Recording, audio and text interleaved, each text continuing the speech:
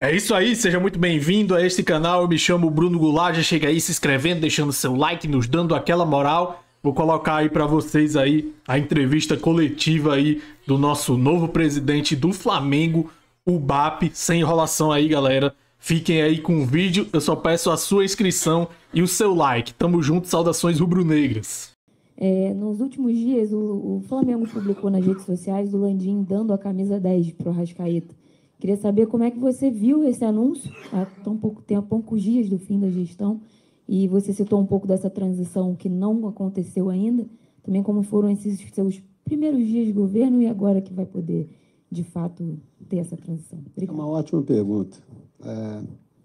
Há 2 anos atrás, eu trouxe essa ideia para o presidente do clube. Camisa 10 deve ser do Arrascaeta. E eu sempre dizia, mas está cedo, o Diego vai ficar muito tempo com a gente ainda, não é agora. E eu dizia, mas olha, presidente, na hora que a gente der a camisa 10 para o Arrascaeta, a gente devia comprar 1 milhão de camisas da Adidas. A gente devia ter o número 10, o transfer do número 10 em todas as lojas do Brasil. A gente devia ter o nome de Arrascaeta com transfer em todas as lojas do Brasil. A gente devia alavancar a relação que a gente tem com o Mercado Livre e fazer com que esses caras entregassem 24 horas, em qualquer lugar do Brasil, a camisa 10 do Georgian de Arrascaeta. 2 anos depois, a gente entrega o número 10 para o Arrascaeta, não tem camisa tamanho G nas lojas, nenhuma loja sabia que isso ia acontecer, a gente não tem o número 10, nem o nome dele nas lojas para a gente vender. Eu estimo que o Flamengo deixou de 10 a 12 milhões na mesa com esse tipo de atitude. Então, como torcedor, eu acho absolutamente meritório que a camisa 10 seja do Arrascaeta. Eu já defendi isso há um tempo. Fazer dessa forma é uma prova de amadorismo e de queimar dinheiro desnecessariamente para o Flamengo. É uma pena, mas está feito.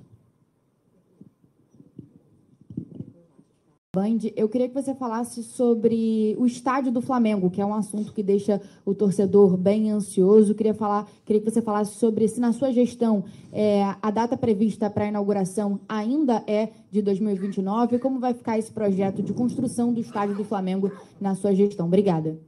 Bom, vamos lá. O estádio do Flamengo, essa discussão ficou um pouco contaminada pelo processo eleitoral. Não existe um estudo de viabilidade econômica e financeira desse estádio até agora. Nós não temos. Ninguém constrói uma casa própria do zero se você não tiver um estudo desse. E com o Flamengo não pode ser diferente. Isso não é um projeto importante para o Flamengo, isso é um projeto da vida do clube.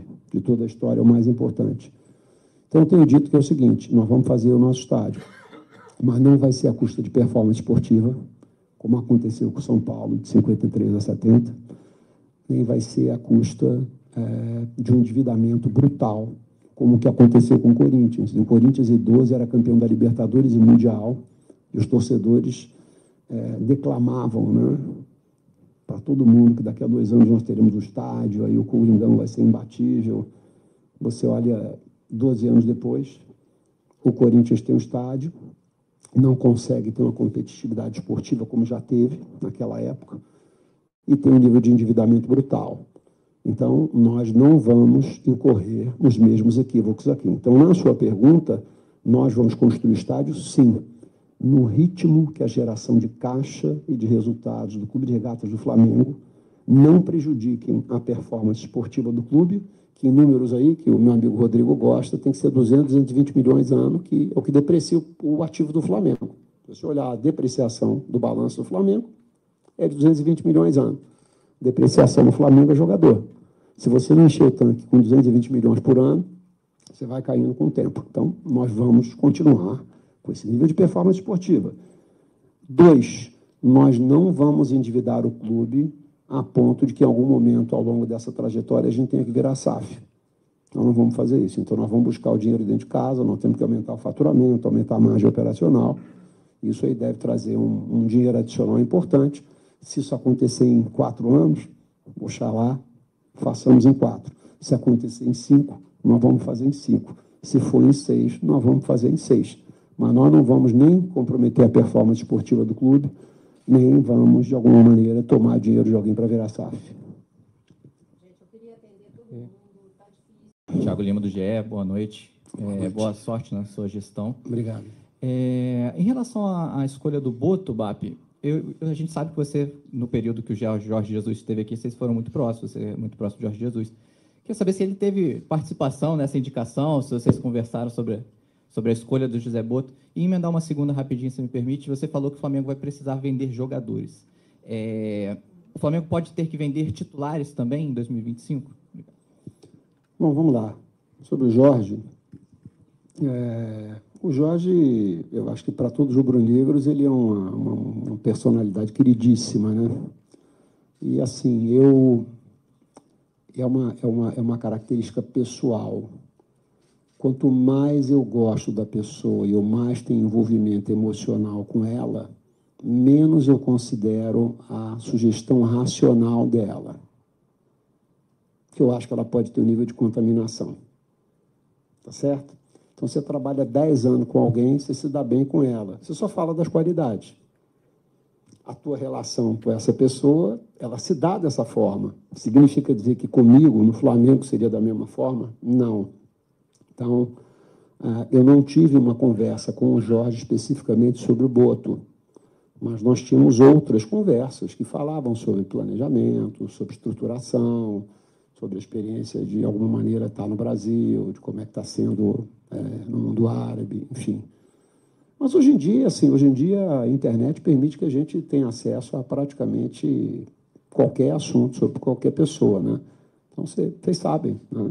O trabalho de pesquisa que vocês fazem antes de vir aqui conversar comigo, o que eu falei há 1 mês atrás, 3 meses atrás, 6 meses atrás.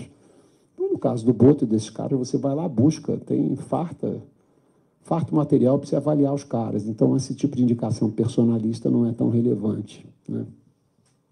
A outra foi sobre... em relação à venda de jogadores.